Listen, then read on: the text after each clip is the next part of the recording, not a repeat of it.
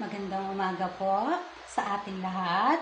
Muli po, narito po ang inyong abang lingkod upang muli po ipagpatuloy po natin yung kung paano nga po nagkaroon ng mukha ang ating banal na Espiritu Santo.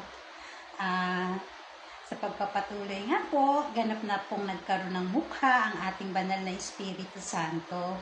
Nung tumayo po siya sa bato ng pag-ibig, isang magandang babae, isang magandang dalaga, na suot ang napakasimple pero napakagandang kasuotan. Yung kulay balat po, akala mo wala siyang saplot, pero ang kulay po ng kanyang kasuotan ay yung parang kakulay po ng balat niya. So, isang napakagandang babae po ang mukha po ng ating Diyos na kataas-taasan. Ang banal na Espiritu Santo po, ngayong araw na ito, may nais po siyang linawin sa lahat.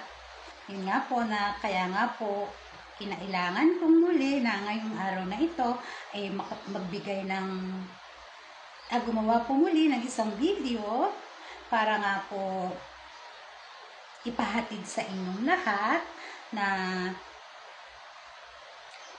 ayon po sa ating banal na Espiritu Santo na mula pa po nung unang panahon at hanggang sa ngayon po, sa kapanahunan po natin. Napakarami daw pong kababaihan ang nagpakadalubhasa at nagpakabanal upang maging kalugod-lugod nga po sa mata ng ating banal na Espiritu Santo. Dahil nga po, ang lahat po ay umaasa na pagdating nga po ng oras na tulad ngayon, umaasa po ang lahat na kung sino man po yung babaeng nagtataglay ng pinakabusilak na puso, ang banal na Espiritu po Santo po ay sa kanya po lulukob. Kasi nga po, ang sabi po ng banal na Espiritu Santo, wala daw pong naniniwala na ang banal na Espiritu Santo ay mayroong sariling katawan.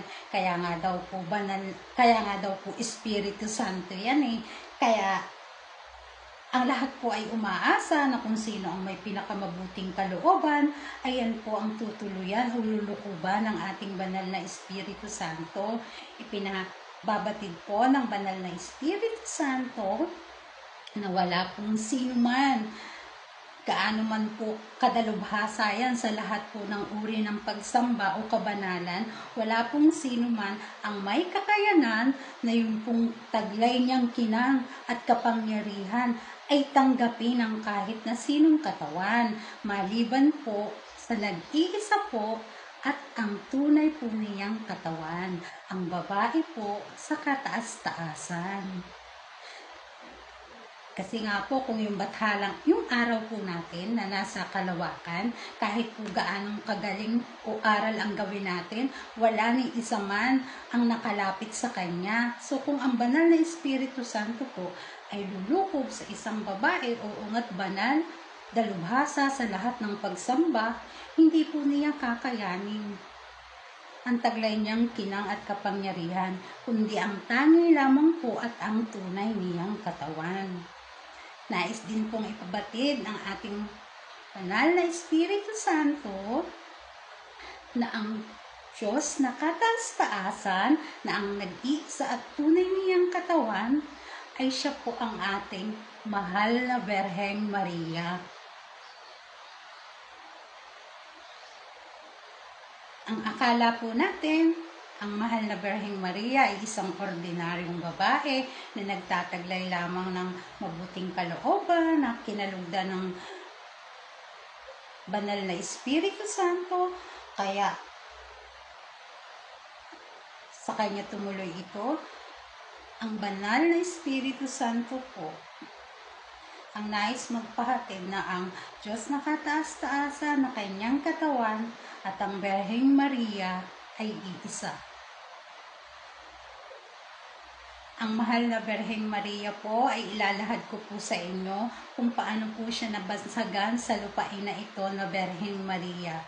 Dahil ang Berheng Maria po may katawan, may laman, may dugo, at nakipamuhay pong kasama natin sa ibaba. Siya po ang Diyos na kataas-taasan, ang Birheng Maria ay iisa. Kaya nga po, sabi ko po sa inyo, yung pribadong buhay ko po ay ayaw kung idetalye kahit na po kanino. Maliban na lang po dun sa mga mangilan-ngilan na personal nakakilala nila ako, kasi nga po ang ating mahal na Birheng Maria ay may buhay na kinarga. So, para po maiwasan ang kung anumang issue na ganyan-ganito, mas pinili ko po na yung buhay ko ay maging pribado, dahil mamaya po hindi natin alam ang buhay ko magaya sa buhay niya, so magkakaroon pa po ng kung ano-anong conclusion, alam nyo naman po. Kaya po para mas mainam, yun nga po, ako ito, tagahatid, tagabalita, isang malaking karangalan po para sa akin na ang lihim po ng sanlibutan ito, ang lihim po, hindi po basta lihim ng kung sino lang tao, kundi ng banal na Espiritu Santo, ay naipagkatiwala po sa abang lingkod po ninyo. Yun nga po, na ang lahat po pala ay umaasa kapag taglay nila yung kabanalan ng pamumuhay ng lahat, ang banal na Espiritu Santo ay lulukob sa kanila. Sa susunod ko pong video, i-detalye naman po natin kung paano po ang Diyos Ama, ang Panginoong Hesukristo ay nagkaroon ng sariling mukha sa lupain ito. So kung ang Birheng Maria po at ang Diyos na kataas-taasan ay iisa, marahil naman po ay hindi ang Birheng Maria ang nagsilang sa Panginoong Hesukristo, dahil kung magkaganon po, magiging sila po ay mag-ina.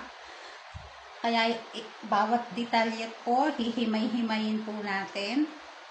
Ito pong mensaheng ito, itinutuon ko lang muna sa pagpapakilala kung sino nga po ang Diyos na kataas-taasan, dahil yun po ang nais po ng banal na Espiritu Santo na magkaroon po ng kaliwanagan. Dahil wala naman daw pong nalingid sa kanya dahil siya nga yan, kaya batid po niya na nung pa pala pinaghahandaan kung saan siya lulukob. At yun nga po ang isang katotohanan na ngayon lang nabunyag o nalantad, wala po palang pwedeng lukuban ng banal na Espiritu Santo, kundi ang nag-iisa niyang katawan. Dahil nga po wala naman pong nakakaalam na ang katawan po pala ng banal na Espiritu Santo ay nasa ibaba, kasama natin, pakalat-kalat sa ibaba. Kaya maging mabuti tayong lahat kahit na kanino, dahil hindi nga po natin alam na baka sa isang araw, sa isang linggo, ang katawan ng Diyos na kataas-taasan ng Birheng Maria ay siya na po pala yung nakakahalubilo natin kung saan man po siya naroroon ngayon, at anuman po yung buhay na kinakarga niya. Darating po yung araw, sa tamang oras at panahon po, malalantad po ang tunay na mukha niya. Yan po ang ipinapangako ng banal na Espiritu Santo sa ating lahat. Kapag po ang lupain ito ay unti-unti na pong nilinis at babalik na po, malalantad po ang tunay na mukha ng banal na Espiritu Santo, ang Diyos na kataas-taasan. Maraming salamat po. At hanggang sa muli po, ako po ang inyong abang lingkod. Katulad lang din po ninyo, wala po akong pinapakilala na kahit na ano. Isa pong ordinaryo, may katawan, may laman at may buto. Hanggang sa muli, maraming salamat po at pagpalain po tayo ng ating banal na Espiritu Santo. Maraming salamat. Bye-bye. Paalam. Bye! Mabuhay po tayong lahat.